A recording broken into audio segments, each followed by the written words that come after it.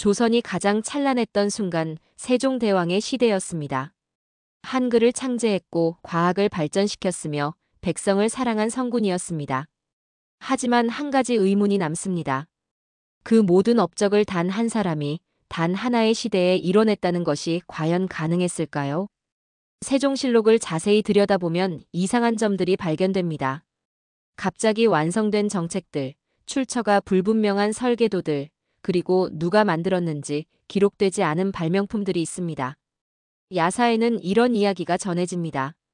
세종의 곁에 이름 없는 천재가 있었다고, 밤마다 왕과 비밀 회의를 했다고, 하지만 신분 때문에 기록될 수 없었다고 말입니다. 만약 정말로 그런 사람이 있었다면 어땠을까요? 세종을 도왔지만 역사에 이름을 남기지 못한 천재가 조선을 빛냈지만 그림자로 살아야 했던 인물이 있었다면 말입니다. 지금부터 들려드릴 이야기는 역사적 사실을 바탕으로 한 세종과 장영실, 그리고 한 사람의 이야기입니다. 하지만 이 이야기를 통해 우리는 질문하게 됩니다. 역사에 기록되지 않았다고 해서 존재하지 않았던 것일까요? 이름이 없다고 해서 공헌이 없었던 것일까요? 세종의 그림자 이야기를 시작합니다. 1418년 세종이 왕위에 올랐습니다. 20이 넘은 나이였고 젊었으며 야망이 있었습니다. 조선을 개혁하겠다는 꿈이 있었고 백성을 위한 정치를 하겠다는 의지가 있었으며 강력한 왕권을 세우겠다는 결심이 있었습니다. 하지만 현실은 달랐습니다. 조정은 파벌로 나뉘어 있었고 대신들은 저마다 자신의 이익을 챙기고 있었으며 왕권은 생각보다 약했습니다. 태종이 물러났지만 여전히 영향력을 행사하고 있었고 종친들은 세종을 견제했으며 훈구 세력은 자신들의 기득권을 지키려 했습니다. 세종은 고민에 빠졌습니다. 혼자서는 할 수 없다는 것을 깨달았고 신뢰할 수 있는 사람이 필요하다고 느꼈으며 진정으로 자신을 도울 인재를 찾아야 한다고 생각했습니다. 어느 날 밤 세종은 궁궐 서고에서 옛 문서들을 살펴보고 있었습니다. 아버지 태종 시절의 기록들이었는데 그중 한 문서가 눈에 띄었습니다. 이름이 지워진 문서였고 내용은 놀라웠으며 군사 전략과 제도 개혁안이 담겨 있었습니다. 세종이 내관에게 물었습니다. 이 문서를 쓴 사람이 누구냐고요? 내관이 조심스럽게 대답했습니다. 정확히는 모르지만 태종 전하께서 비밀리에 두셨던 인물이라고 들었습니다. 신분이 낮아 이름을 기록할 수 없었다고 합니다. 세종의 호기심이 일었습니다. 그 사람을 찾아내라고 명령했고 내관들이 조사를 시작했으며 며칠 후 보고가 올라왔습니다. 그 인물이 아직 살아있고 지방에 숨어 지내고 있으며 만날 수 있다고 했습니다. 세종은 비밀리에 그 사람을 불러들였습니다. 한밤중이었고 아무도 모르게 진행됐으며 세종 혼자만 그 사람을 만났습니다. 방문이 열렸습니다. 한 남자가 들어왔습니다. 나이는 30 중반쯤으로 보였고 수척했지만 눈빛은 날카로웠으며 초라한 옷차림이었지만 품위가 느껴졌습니다. 세종이 물었습니다. 당신이 이 문서를 쓴 사람이요. 남자가 고개를 숙이며 대답했습니다. 그렇습니다. 세종이 다시 물었습니다. 이름이 무엇이요? 남자가 잠시 망설이다 대답했습니다. 이름은 중요하지 않습니다. 다만 전하를 섬기고 싶을 뿐입니다. 세종은 그 남자를 시험했습니다. 여러 질문을 던졌고 난해한 문제를 제시했으며 정책에 대한 의견을 물었습니다. 남자는 모든 것에 명쾌하게 대답했습니다. 군사 전략을 설명했고 제도 개혁안을 제시했으며 천문과 산하까지 이해하고 있었습니다. 세종은 놀랐습니다. 이런 천재를 본 적이 없었고 이렇게 박식한 사람을 만난 적이 없었으며 단번에 알 수 있었습니다. 이 사람이라면 자신을 도울 수 있다고 말입니다. 하지만 문제가 있었습니다. 남자가 물었습니다. 전하, 소인의 신분을 아십니까? 세종이 대답했습니다. 알고 있소. 당신이 천민 출신이라는 것을요. 남자가 말했습니다. 그렇다면 아시겠지요. 소인이 조정에 나설 수 없다는 것을요. 세종은 고민했습니다. 신분제는 조선의 근본이었고 천민이 조정에서 일한다는 것은 상상할 수 없는 일이었으며 대신들이 결코 허락하지 않을 것이었습니다. 하지만 세종은 결심했습니다. 당신을 쓰겠소.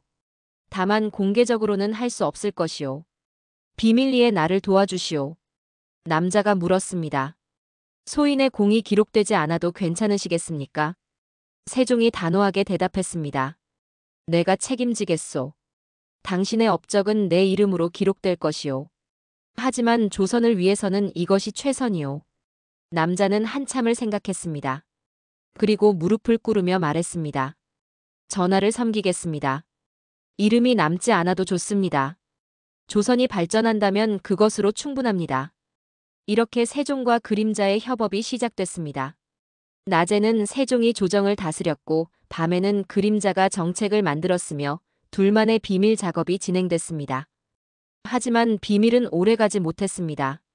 일부 대신들이 눈치채기 시작했고 세종이 밤마다 누군가를 만난다는 소문이 돌았으며 의심의 눈초리가 생겨났습니다. 한 대신이 세종에게 물었습니다. 전하, 요즘 밤마다 누구를 만나십니까? 세종이 태연하게 대답했습니다. 혼자 공부하고 있을 뿐이요. 하지만 대신은 믿지 않았고 조사를 시작했으며 진실을 밝히려 했습니다. 그림자는 더욱 조심스러워졌습니다. 궁궐에 들어올 때는 변장했고 아무도 모르는 비밀 통로를 이용했으며 흔적을 남기지 않았습니다. 세종도 협조했습니다. 만나는 시간을 더 늦췄고 장소를 자주 바꿨으며 철저히 비밀을 유지했습니다. 이렇게 세종의 그림자는 조선 역사에서 가장 은밀한 존재가 됐습니다. 아무도 몰랐고 기록되지 않았으며 하지만 조선의 운명을 바꾸는 중요한 역할을 하게 됩니다. 그림자와의 협업이 본격화되면서 세종의 정치가 달라지기 시작했습니다. 정책이 더 정교해졌고 개혁안이 더 구체적이 됐으며 조정 대신들도 놀랄 만큼 완벽한 계획들이 제시됐습니다. 그림자는 문무를 겸비한 천재였습니다. 군사 전략을 짰고 세법 개혁안을 만들었으며 천문과 역법까지 이해하고 있었습니다. 세종이 고민하는 모든 문제에 대해 해결책을 제시했고 때로는 세종도 생각하지 못한 방법을 제안했으며 놀라운 통찰력을 보여줬습니다. 어느 날 세종이 북방 여진족 문제로 고민하고 있었습니다. 변방이 불안했고 군사력이 부족했으며 어떻게 방어해야 할지 막막했습니다. 그림자를 불러 의견을 물었고 그림자는 하루 만에 완벽한 방어 계획을 가져왔습니다. 사군육진 개척안이었습니다.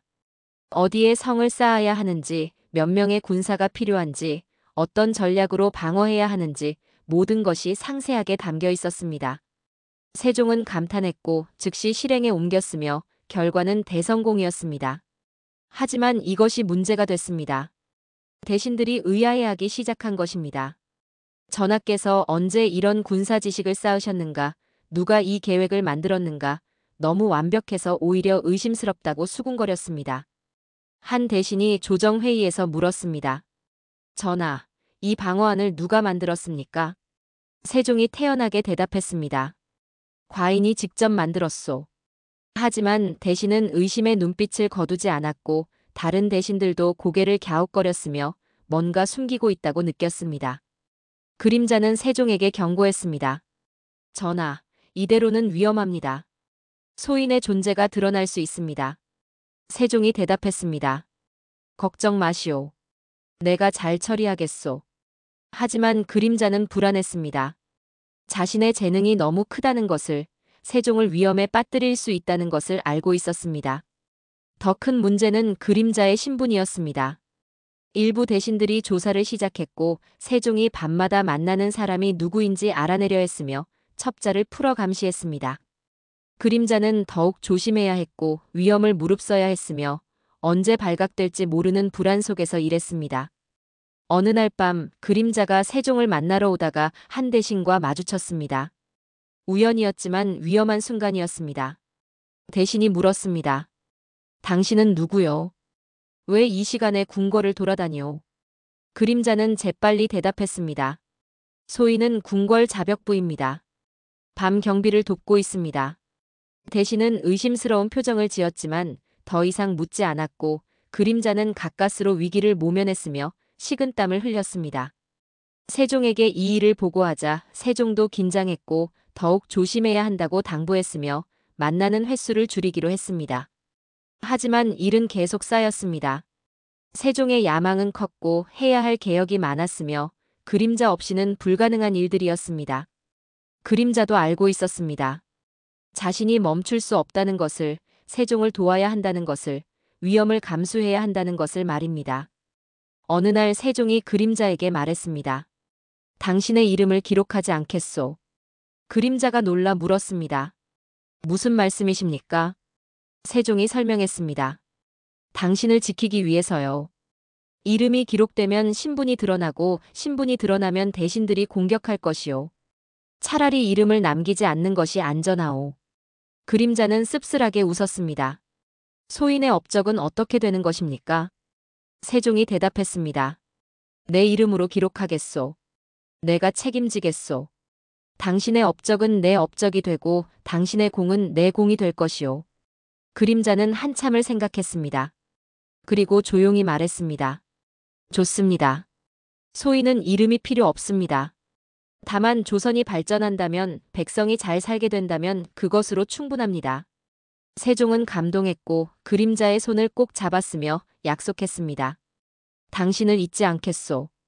기록에는 남지 않겠지만 내 마음속에는 영원히 남을 것이오.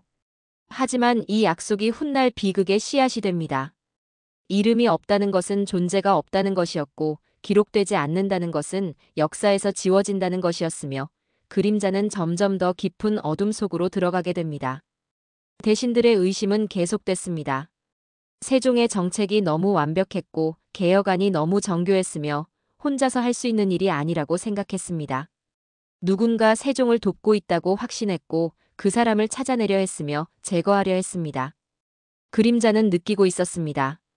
자신의 재능이 곧 위험이라는 것을, 너무 뛰어나다는 것이 오히려 화가 된다는 것을, 언젠가 큰 대가를 치러야 할 것이라는 것을 말입니다. 1443년 세종이 새로운 프로젝트를 시작했습니다. 백성을 위한 글자를 만들겠다는 것이었습니다. 한자는 어려웠고 백성이 배울 수 없었으며 새로운 문자가 필요하다고 생각했습니다. 세종은 그림자를 불렀습니다. 백성을 위한 문자를 만들고 싶소. 도와줄 수 있겠소. 그림자는 잠시 생각하다 대답했습니다. 해보겠습니다. 하지만 쉽지 않을 것입니다. 두 사람은 밤마다 만나 연구했습니다. 어떤 원리로 문자를 만들 것인가, 몇 개의 글자가 필요한가, 어떻게 조합할 것인가 끝없이 고민했고 토론했으면 실험했습니다. 그림자는 놀라운 통찰력을 보였습니다. 소리의 원리를 분석했고 발음 기관의 모양을 연구했으며 자음과 모음의 체계를 정리했습니다. 세종도 함께 고민했지만 많은 부분은 그림자의 아이디어였고 그림자의 설계였으며 그림자의 천재성이 빛나는 순간이었습니다. 그림자가 세종에게 말했습니다. 전하, 백성은 배우지 못해 죄를 짓습니다. 글을 몰라 억울한 일을 당하고 법을 몰라 피해를 입으며 말을 글로 옮기지 못해 목소리를 잃습니다. 글은 곧 생명입니다. 세종은 깊이 공감했습니다. 그래서 더욱 완벽한 문자를 만들어야 한다고, 누구나 쉽게 배울 수 있는 글자를 만들어야 한다고, 백성을 위한 진정한 문자를 창제해야 한다고 다짐했습니다. 몇 년간의 연구 끝에 드디어 완성됐습니다. 28글자 자음과 모음의 완벽한 조합, 과학적이고 체계적인 문자 체계였습니다. 세종은 감격했고 그림자도 뿌듯했으며 조선 역사상 가장 위대한 발명이 탄생하는 순간이었습니다. 하지만 문제가 있었습니다. 집현전 학사들에게 이것을 어떻게 설명할 것인가였습니다. 세종 혼자 만들었다고 하기에는 너무 완벽했고 너무 체계적이었으며 의심을 살 수 있었습니다. 그림자가 제안했습니다. 전하께서 기본 원리를 만드셨고 학사들이 세부적으로 다듬었다고 하십시오. 그러면 자연스러울 것입니다. 세종이 물었습니다. 하지만 당신의 공은 어떻게 되는 것이오? 그림자가 대답했습니다. 소인의 공은 필요 없습니다. 백성이 글을 배우게 된다면 그것으로 충분합니다. 세종은 집현전 학사들을 모았습니다. 새로운 문자를 공개했고 원리를 설명했으며 학사들의 의견을 구했습니다. 학사들은 놀랐습니다. 이렇게 완벽한 체계를, 이렇게 과학적인 문자를 어떻게 만들었느냐고 감탄했습니다. 하지만 일부 학사들은 반대했습니다. 한자가 있는데 왜 새로운 문자가 필요하냐고, 중화 사상을 거스르는 것이라고, 조선의 정체성을 해친다고 주장했습니다. 세종은 단호했습니다. 이것은 백성을 위한 것이라고 한자와는 다른 목적이라고 반드시 시행하겠다고 선언했습니다. 반대하는 학사들도 결국 물러섰고 훈민정음이 공표됐으며 역사적인 순간이 펼쳐졌습니다. 그날 밤 그림자가 홀로 궁궐 밖에서 하늘을 바라봤습니다. 자신이 만든 문자가 세상에 나왔지만 자신의 이름은 어디에도 없었습니다. 세종의 업적으로 기록됐고 집현전 학사들의 공으로 남았으며 그림자는 철저히 숨겨졌습니다. 쓸쓸했지만 후회하지 않았습니다.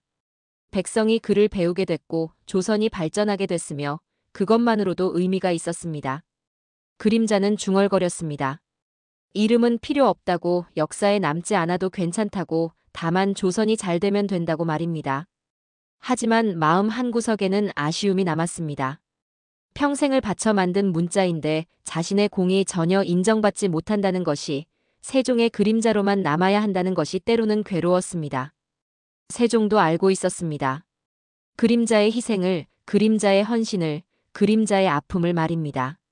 그래서 더욱 미안했고 더욱 고마웠으며 언젠가 보답하고 싶었습니다. 하지만 세종도 어쩔 수 없었습니다. 신분제는 조선의 근본이었고 천민의 공을 인정한다는 것은 불가능했으며 그림자를 드러내는 순간 모든 것이 무너질 수 있었습니다. 훈민정음은 반포됐습니다. 백성들이 배우기 시작했고 글을 읽고 쓸 수 있게 됐으며 조선의 문화가 꽃피기 시작했습니다. 세종의 가장 위대한 업적이었고 역사의 길이 남을 발명이었으며 하지만 그 뒤에 숨은 그림자는 아무도 몰랐습니다. 그림자는 계속 세종을 도왔습니다. 다음 프로젝트가 기다리고 있었고 조선을 위해 할 일이 많았으며 자신의 역할을 다해야 했습니다. 이름 없이, 기록 없이 오직 조선을 위해 일하는 그림자로 살아갔습니다. 1430년대 세종의 과학혁신이 본격화됐습니다. 천문 관측 기구를 만들고 시간 측정 장치를 개발하며 조선의 과학을 발전시키려 했습니다. 그리고 이 일을 맡을 최고의 인재가 있었습니다. 바로 장영실이었습니다. 장영실은 천민 출신이었지만 천재였습니다. 기계를 만드는 솜씨가 뛰어났고 과학적 지식이 풍부했으며 세종의 신임을 받고 있었습니다. 세종은 장영실에게 중요한 프로젝트들을 맡겼고 장영실은 기대 이상의 결과를 냈으며 둘의 협업은 성공적이었습니다.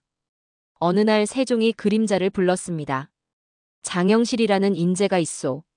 당신과 함께 일하면 더 큰 성과를 낼 수 있을 것 같소. 그림자가 물었습니다. 장영실이 소인의 존재를 알게 되는 것입니까? 세종이 대답했습니다. 그래야 할 것 같소. 장영실도 천민 출신이니 당신을 이해할 것이오. 그림자는 망설였습니다. 자신의 존재가 알려지는 것이 두려웠고 위험할 수 있었으며 신중해야 했습니다. 하지만 세종의 뜻이었고 조선을 위한 일이었으며 결국 받아들였습니다. 세종이 장영실과 그림자를 만나게 했습니다. 비밀 장소였고 아무도 모르는 곳이었으며 세종까지 셋만의 만남이었습니다. 세종이 소개했습니다. 장영실, 이분은 과인을 돕는 분이시오. 신분은 묻지 마시오. 다만 함께 일하면 좋겠소. 장영실은 그림자를 보고 놀랐습니다. 눈빛에서 예사롭지 않은 지성이 느껴졌고 분위기에서 범상치 않은 기품이 났으며 보통 사람이 아니라는 것을 직감했습니다. 두 사람은 대화를 시작했습니다. 과학에 대해, 기술에 대해, 발명에 대해 이야기를 나눴고 놀랍게도 서로 통했습니다. 그림자는 이론을 알고 있었고 장영실은 실전 경험이 있었으며 둘의 조합은 완벽했습니다. 그림자가 장영실에게 물시계 설계도를 보여줬습니다. 이렇게 만들면 더 정확할 것 같은데 어떻게 생각하시오? 장영실은 설계도를 보고 감탄했습니다. 놀랍습니다. 이런 방식은 생각하지 못했습니다. 이대로 만들면 훨씬 좋을 것입니다. 두 사람은 의기투합했습니다. 함께 연구하기 시작했고 서로의 아이디어를 발전시켰으며 놀라운 결과물들을 만들어냈습니다. 해시계가 더 정교해졌고 물시계가 더 정확해졌으며 천문 관측 기구가 더 발전했습니다. 장영실은 그림자를 존경하기 시작했습니다. 지식의 깊이가 대단했고 통찰력이 뛰어났으며 자신보다 훨씬 뛰어난 천재라고 인정했습니다. 어느 날 장영실이 조심스럽게 물었습니다. 선생님은 누구십니까? 어디서 이런 것을 배우셨습니까? 그림자가 쓸쓸하게 웃었습니다. 나도 당신처럼 천민이요. 배울 기회가 없었지만 혼자 공부했고 책을 구해 읽었으며 스스로 익혔소. 장영실은 깊이 공감했습니다. 자신도 같은 처지였고 신분 때문에 고통받았으며 그림자의 아픔을 이해했습니다. 두 천재의 협업은 조선 과학을 한 단계 끌어올렸습니다. 세종도 기뻐했고 성과에 만족했으며 계속 협력하라고 격려했습니다.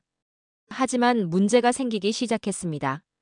대신들이 눈치채기 시작한 것입니다. 장영실의 발명품들이 갑자기 수준이 높아졌고 너무 정교해졌으며 혼자 만들었다고 보기 어려웠습니다. 누군가 장영실을 돕고 있다고 그 사람이 누구인지 알아내야 한다고 속삭였습니다. 한 대신이 장영실을 불러 신문했습니다. 내가 정말로 혼자 이 모든 것을 만들었느냐? 누가 도와주었느냐? 장영실은 단호하게 대답했습니다. 모두 소인이 만들었습니다. 아무도 돕지 않았습니다. 하지만 대신은 믿지 않았고 계속 의심했으며 조사를 강화했습니다. 그림자와 장영실의 만남을 감시했고 증거를 찾으려 했으며 둘을 떼어놓으려 했습니다. 그림자는 위기를 느꼈습니다. 장영실과의 협업이 들통나면 모든 것이 끝날 수 있었고 장영실도 위험해질 수 있었으며 세종까지 곤란해질 수 있었습니다. 그림자가 세종에게 말했습니다.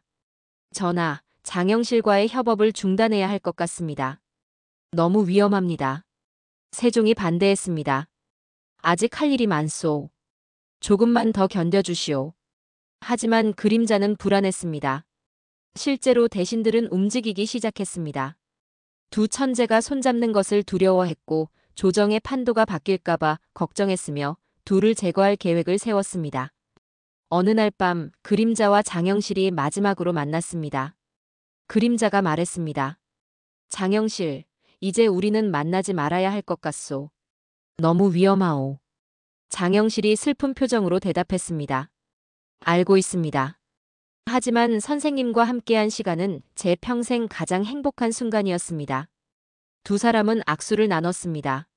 천민 출신 천재 둘이 역사에 이름을 남기지 못할 두 사람이 서로를 이해하고 존경하는 마지막 순간이었습니다. 그 후로 둘은 공개적으로 만나지 않았습니다. 하지만 가끔 비밀리에 연락했고 서로의 안부를 물었으며 멀리서 서로를 응원했습니다. 둘의 협업은 끝났지만 우정은 계속됐습니다. 음모는 이미 시작됐습니다. 대신들은 장영실을 제거할 기회를 노리고 있었고 그림자도 타깃이 됐으며 곧 큰 사건이 터질 것이었습니다. 1440년대 세종의 건강이 나빠지기 시작했습니다. 병이 깊어졌고 기력이 쇠했으며 정사를 돌보기 힘들어졌습니다. 대신들은 이 기회를 놓치지 않았고 세력 다툼이 격화됐으며 왕권이 흔들리기 시작했습니다. 세종은 불안했습니다. 자신이 쓰러지면 조선이 어떻게 될지, 개혁이 계속될 수 있을지, 왕권을 지킬 수 있을지 걱정됐습니다. 그림자를 불러 상의했고 대책을 물었으며 도움을 구했습니다. 그림자가 말했습니다. 전하, 왕권을 강화해야 합니다. 군제를 개편하고 신하들의 권력을 분산시키며 왕실의 기반을 튼튼히 해야 합니다. 세종이 물었습니다. 어떻게 하면 되겠소? 그림자가 대답했습니다. 소인이 계획을 세우겠습니다. 그림자는 밤낮으로 일했습니다. 군제 개편안을 만들었고 권력 구조를 분석했으며 세종을 위한 전략을 짰습니다. 어느 대신을 견제해야 하는지, 어떤 세력을 약화시켜야 하는지, 누구를 승진시켜야 하는지 모든 것을 계산했습니다. 북방 방어망도 재설계했습니다. 어디에 군대를 배치할지, 어떻게 보급할지, 전략적 요충지가 어디인지 상세하게 계획했고 세종에게 보고했으면 실행에 옮겼습니다. 심지어 왕자들 사이의 갈등도 조정했습니다. 수양대군과 안평대군이 대립하고 있었고 왕위 계승 문제가 불거지고 있었으며 왕실 내부가 불안했습니다. 그림자는 이 문제도 분석했고 균형을 맞추려 했으며 갈등을 완화시키려 노력했습니다. 세종의 정치가 안정되기 시작했습니다. 그림자의 전략이 효과를 보였고 대신들의 세력 다툼이 줄어들었으며 왕권이 다시 강화됐습니다. 세종은 안도했고 그림자에게 감사했으며 계속 도와달라고 부탁했습니다. 하지만 이것이 오히려 화근이 됐습니다. 대신들이 느끼기 시작한 것입니다. 왕 뒤에 누군가 있다고, 보이지 않는 손이 조정을 움직이고 있다고, 그 사람이 진짜 권력자라고 속삭였습니다. 소문이 퍼지기 시작했습니다. 세종에게 비밀 참모가 있다고, 그 사람이 모든 정책을 만든다고, 왕 뒤에 또 다른 왕이라고 말하는 사람들이 생겼습니다. 한 대신이 조정회의에서 공개적으로 물었습니다. 전하, 소문이 사실입니까? 전하를 돕는 비밀 참모가 있습니까? 세종이 단호하게 부정했습니다. 그런 사람은 없소.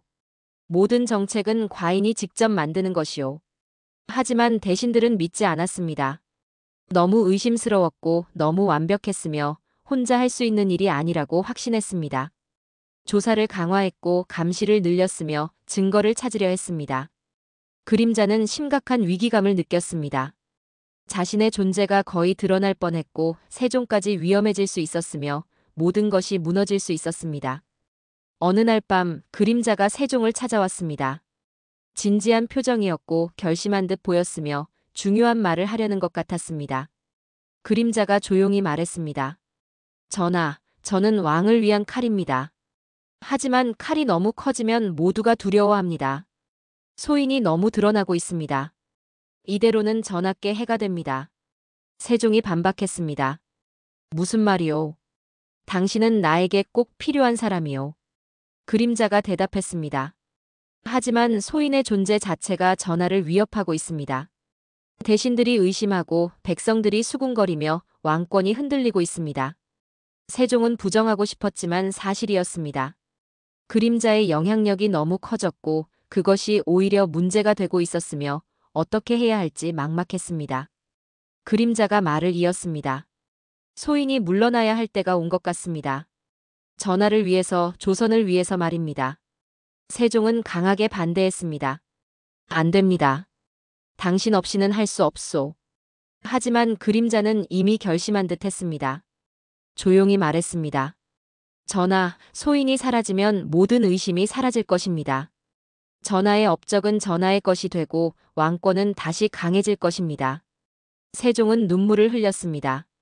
미안하다고, 당신을 지키지 못해 미안하다고, 이렇게 될 줄 몰랐다고 말했습니다. 그림자가 미소 지으며 대답했습니다. 전하께서 미안해하실 일이 아닙니다. 소인은 기꺼이 그림자로 살았고 기꺼이 사라질 것입니다. 두 사람은 한참을 말없이 앉아 있었습니다. 수십 년을 함께한 동료이자 서로를 이해하는 친구이자 조선을 위해 헌신한 두 사람의 마지막 시간이었습니다. 그림자는 알고 있었습니다. 곧 큰 사건이 일어날 것이라는 것을, 자신이 희생양이 될 것이라는 것을, 이것이 마지막 일 수도 있다는 것을 말입니다. 1442년 충격적인 사건이 터졌습니다. 장영실이 만든 가마가 부서지는 사고가 발생한 것입니다.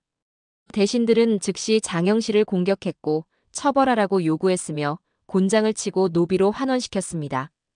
그림자는 이 사건의 진실을 알고 있었습니다. 장영실이 실제로 그 가마를 만들지 않았다는 것을, 누군가 고의로 사고를 일으켰다는 것을, 이것이 음모라는 것을 말입니다. 그림자가 세종에게 보고했습니다. 전하, 장영실 사건은 조작입니다. 장영실을 제거하려는 음모입니다. 세종도 알고 있었습니다. 하지만 증거가 없었고 대신들의 압력이 거셌으며 장영실을 구할 방법이 없었습니다. 그림자는 깨달았습니다. 다음 타깃은 자신이라는 것을, 장영실을 제거한 세력이 이제 자신을 노리고 있다는 것을, 곧 자신도 같은 운명을 맞을 것이라는 것을 말입니다. 실제로 대신들이 움직이기 시작했습니다. 그림자의 존재를 확인하려 했고 증거를 찾으려 했으며 제거할 명분을 만들려 했습니다. 첩자를 풀었고 감시를 강화했으며 함정을 파기 시작했습니다. 어느 날 그림자가 궁궐로 가는 길에 습격을 받았습니다. 정체불명의 자객들이 나타났고 칼을 휘둘렀으며 그림자를 죽이려 했습니다. 그림자는 가까스로 도망쳤지만 부상을 입었고 더 이상 안전하지 않다는 것을 깨달았습니다. 세종에게 달려갔습니다. 피를 흘리고 있었고 숨이 가빴으며 간신히 말했습니다. 전하, 소인을 죽이려는 자들이 있습니다. 더 이상 버틸 수 없을 것 같습니다. 세종은 경악했습니다. 누가 감히, 어떻게 이런 일이 당장 조사하라고 명령했습니다. 하지만 그림자가 말렸습니다. 조사하시면 소인의 존재가 드러납니다. 그러면 전하까지 위험해집니다. 그림자는 결심했습니다. 이제 사라져야 할 때라고, 더 이상 세종 곁에 있어서는 안 된다고, 스스로 물러나야 한다고 생각했습니다. 그림자가 세종에게 말했습니다. 전하, 이제 소인이 떠나야 할 것 같습니다. 전하의 시대를 위해서는 한 명의 희생이 필요합니다. 그것이 바로 소인입니다. 세종이 절규했습니다. 안 됩니다. 당신을 보낼 수 없습니다. 다른 방법을 찾겠습니다. 하지만 그림자는 고개를 저었습니다. 다른 방법은 없습니다. 소인이 있는 한전하는 계속 의심받을 것이고 왕권은 흔들릴 것이며 조선은 불안할 것입니다. 그림자가 웃으며 말했습니다. 전하, 소인은 후회하지 않습니다. 전하를 섬긴 시간은 제 인생에서 가장 빛나는 순간이었습니다. 비록 이름은 남지 않지만 조선을 위해 일할 수 있었다는 것만으로도 영광입니다. 세종은 눈물을 흘렸습니다. 그림자의 손을 꼭 잡았고 놓고 싶지 않았으며, 하지만 어쩔 수 없다는 것을 알고 있었습니다. 그날 밤 그림자는 조용히 궁궐을 떠났습니다. 아무도 모르게 흔적도 남기지 않고 그냥 사라졌습니다. 세종은 창밖을 바라보며 그림자의 뒷모습을 지켜봤고 가슴이 찢어지는 것 같았으며 평생 잊지 못할 장면이었습니다. 그림자는 어디로 갔을까요? 아무도 몰랐습니다. 지방으로 갔을 수도 있고 산속에 숨었을 수도 있으며 어쩌면 다시는 세상에 나오지 않았을 수도 있습니다. 대신들은 의심을 거두기 시작했습니다. 세종 곁에 비밀 참모가 사라졌고 더 이상 이상한 일이 벌어지지 않았으며 모든 것이 정상으로 돌아온 것처럼 보였습니다. 하지만 세종은 달랐습니다. 그림자가 사라진 후 정치가 어려워졌고 혼자서 모든 것을 결정해야 했으며 외로웠습니다. 밤마다 그림자를 떠올렸고 조언을 구하고 싶었으며 다시 만나고 싶었습니다. 장영실도 비슷한 운명을 맞았습니다. 노비로 환원된 후 역사에서 사라졌고 어디로 갔는지 알 수 없었으며 기록도 남지 않았습니다. 두 천재가 동시에 사라진 것입니다. 세종은 깨달았습니다. 신분제의 잔혹함을, 권력 투쟁의 무서움을, 그리고 자신이 그들을 지키지 못했다는 죄책감을 말입니다. 밤마다 세종은 혼자 울었습니다. 그림자를 떠나보낸 것을, 장영실을 구하지 못한 것을, 두 천재를 희생시킨 것을 후회했습니다. 하지만 돌이킬 수 없었습니다. 그림자는 사라졌고 장영실도 사라졌으며 역사는 그들을 기억하지 않을 것이었습니다. 1450년 세종이 죽음을 앞두고 있었습니다. 병세가 깊어졌고 일어날 수 없었으며 시간이 얼마 남지 않았다는 것을 알고 있었습니다. 세종은 신하들을 모두 물리쳤습니다. 혼자 있고 싶다고, 마지막 시간을 조용히 보내고 싶다고 말했습니다. 신하들이 물러갔고 방에는 세종만 남았으며 고요했습니다. 세종은 침상 옆 작은 상자를 꺼냈습니다. 평생 간직해온 상자였고 아무에게도 보여주지 않았던 것이었으며 가장 소중한 것들이 담겨 있었습니다. 상자를 열었습니다. 그 안에는 그림자가 남긴 것들이 있었습니다. 정책 초안들, 설계도들, 군사 지도들, 그리고 편지들이었습니다. 세종은 하나하나 꺼내보았습니다. 한글 창제 초기 설계도가 있었습니다. 그림자의 필체로 자음과 모음 체계가 상세히 그려져 있었고 발음 원리가 설명돼 있었으며 세종이 미처 생각하지 못한 부분들이 가득했습니다. 군제 개편안도 있었습니다. 그림자가 밤새 작성한 것이었고 조선의 군사력을 강화하는 방법이 담겨 있었으며 실제로 세종이 그대로 실행했던 계획이었습니다. 북방 방어 지도도 있었습니다. 어디에 성을 쌓아야 하는지, 군대를 어떻게 배치해야 하는지, 보급선은 어떻게 구축해야 하는지 모든 것이 정교하게 그려져 있었습니다. 그리고 마지막 편지가 있었습니다. 그림자가 떠나기 전 남긴 편지였고 세종이 한 번도 다른 사람에게 보여주지 않았던 것이었으며 가장 소중히 간직해온 것이었습니다. 세종은 편지를 펼쳤습니다. 그림자의 글씨가 보였고 눈물이 흘러내렸으며 떨리는 목소리로 읽기 시작했습니다. 전하, 소인이 이 편지를 쓸 때는 이미 떠난 후일 것입니다. 전하께 직접 말씀드리지 못해 이렇게 글로 남깁니다. 소인은 후회하지 않습니다. 전하를 섬긴 시간은 제 인생에서 가장 의미 있는 순간이었고 조선을 위해 일할 수 있었다는 것만으로도 영광이었습니다. 이름이 기록되지 않아도 괜찮습니다. 역사에 남지 않아도 괜찮습니다. 전하께서 이루신 업적들이 조선을 발전시키고 백성을 행복하게 만든다면 그것으로 충분합니다. 전하, 부디 건강하십시오. 그리고 조선을 잘 이끌어 주십시오. 소인이 비록 곁에 없지만 항상 전하를 응원하고 있을 것입니다. 마지막으로 한 가지만 부탁드립니다. 소인의 존재를 기록하지 마십시오. 그것이 전하를 위한 것이고 조선을 위한 것입니다. 소인은 그림자로 살았고 그림자로 사라지는 것이 맞습니다. 전하의 영원한 그림자 올림. 세종은 편지를 가슴에 안았습니다. 눈물이 멈추지 않았고 흐느꼈으며 평생의 후회가 밀려왔습니다. 세종이 중얼거렸습니다. 그대가 없었다면 나는 성군이 되지 못했을 것이다. 한글도 과학 발전도 군사 개혁도 모두 그대의 공이었다. 하지만 나는 그대의 이름조차 기록하지 못했다. 세종은 상자 안의 문서들을 다시 보았습니다. 이것들을 어떻게 해야 할까요? 공개해야 할까요? 아니면 영원히 숨겨야 할까요?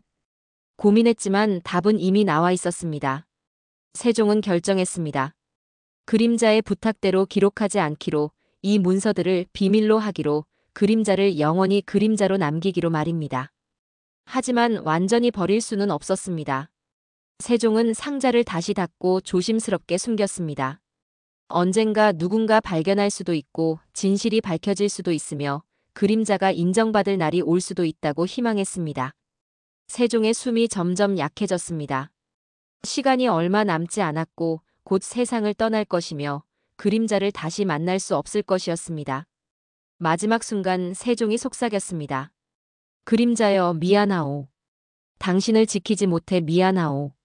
하지만 당신을 잊지 않을 것이오. 내 마음속에 영원히 남을 것이오. 세종이 눈을 감았습니다.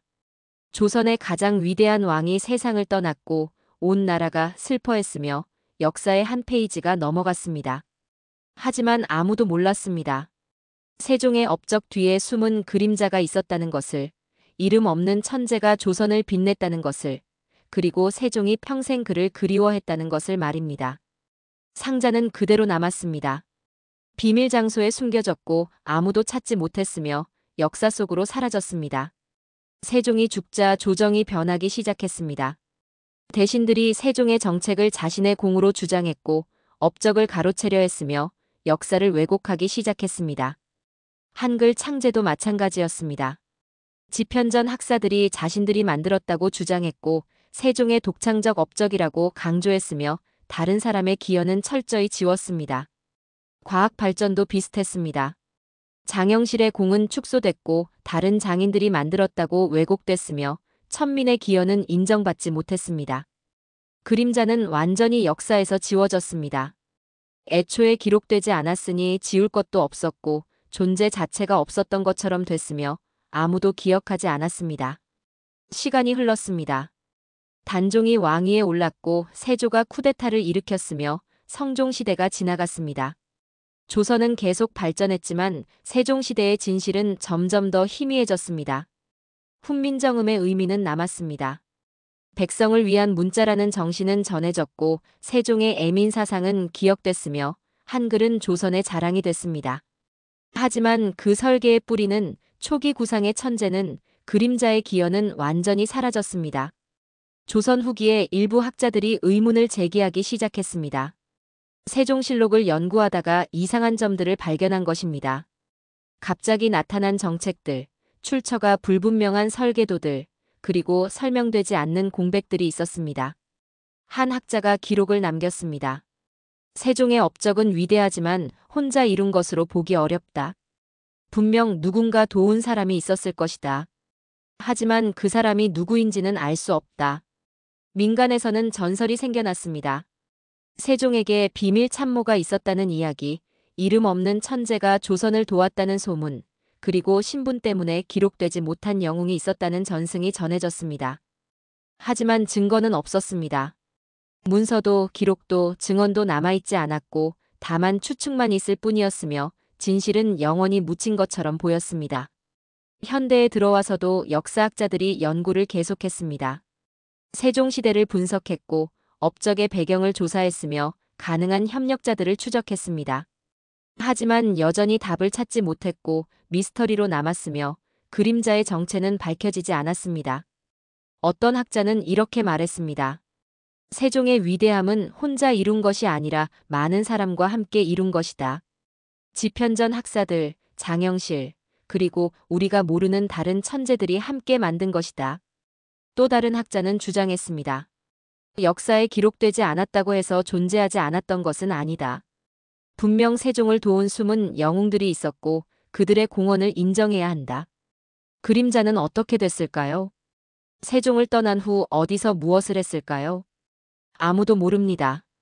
지방에서 조용히 살았을 수도 있고 다른 이름으로 활동했을 수도 있으며 평범한 백성으로 생을 마감했을 수도 있습니다. 어쩌면 그림자는 끝까지 조선을 지켜봤을지도 모릅니다.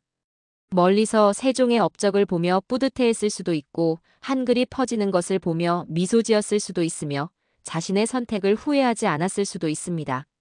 사람들은 가끔 조선왕조실록의 빈칸을 보며 말합니다. 여기에 분명 무언가 있었을 것이다. 기록되지 않은 이야기, 지워진 이름, 숨겨진 영웅이 있었을 것이다. 그리고 그를 이렇게 부릅니다. 세종의 그림자라고요. 조선의 가장 위대한 미지의 영웅이라고, 이름은 없지만 조선을 빛낸 천재라고 말입니다. 이것은 역사적 상상을 바탕으로 한 이야기입니다. 실제로 그런 사람이 있었는지는 알 수 없습니다. 하지만 이 이야기는 우리에게 질문을 던집니다. 역사에 기록된 것만이 진실일까요?